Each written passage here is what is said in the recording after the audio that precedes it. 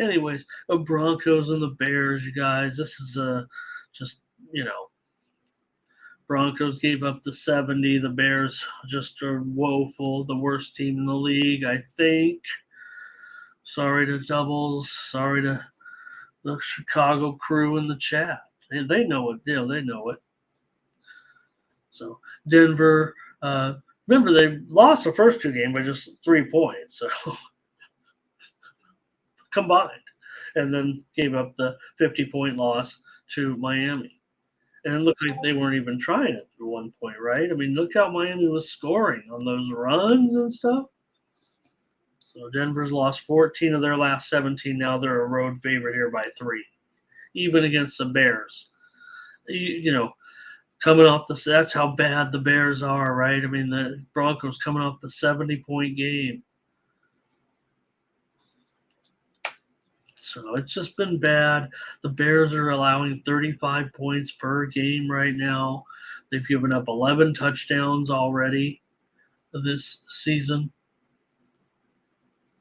So, I don't think that the Broncos can be a 3-point favorite. I mean, it just feels like this game's going to be just some ugly, low-scoring game that can get you home with taking the points at home, because it might be 18-17, or it might be 16-15, or it might be 21-20 or 19-20 or something like that, where you're still going to be able to get home on these points.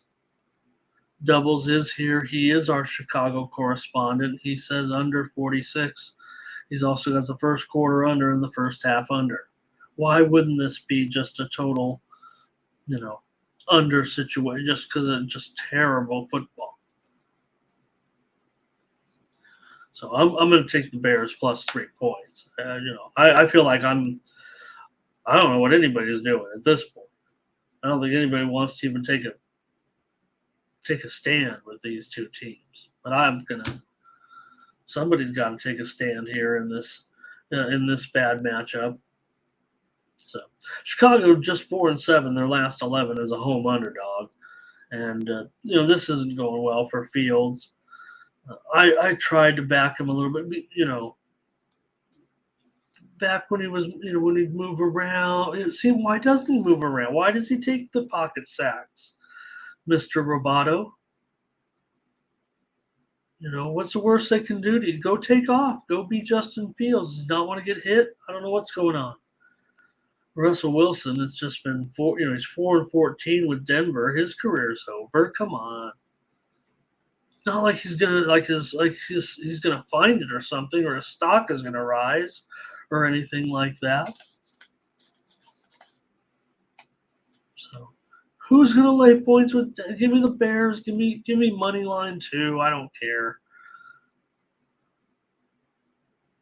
I do care very, very much. I don't want the Broncos ever to win a game. I'm a Chargers fan, but I'm certainly going to bet on the Broncos here and there.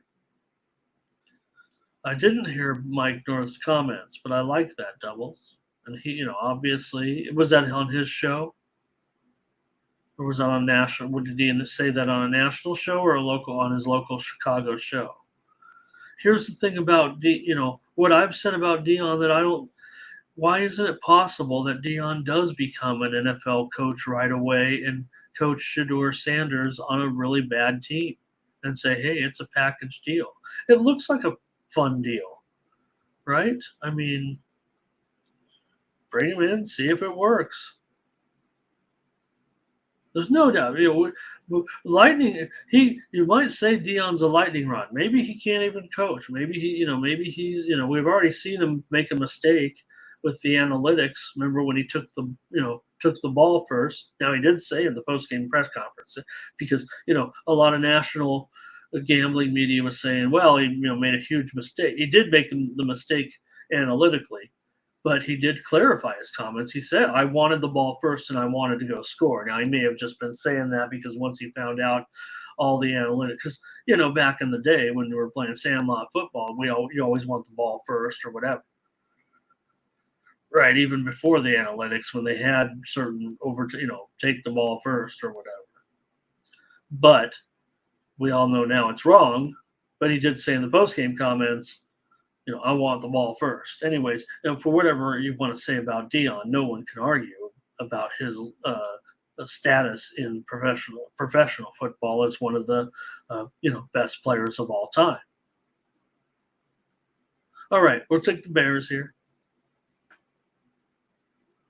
And interesting what Kev Cook is saying there about doubles. Mike North still. I mean, he's he's on national. That's what I was saying. I hear him on the Vegas sports gambling, that national channel every week. So and of course, I mean, he was also kind of one of those old school cappers. Kev Cook talking about Trubisky, right? And look at that right now. Pittsburgh said, "Hey, we want a guy like Trubisky, because we've got Pickett. We don't know what's going on, and we might need Trubisky." And boy, wouldn't the Bears like to have a guy like Trubisky right now? And that's not even saying something. I mean, maybe he'd be no better but you might want to try something other than Fields the way it's going. And I don't want to say that. I wanted to give Fields a chance. I mean, I'm not comparing. Well, let's just see. We're going to get to the Texans game in just a moment. But I mean, obviously, we can talk about what's going on there. All right, Bears. Bears it is for me. Bears.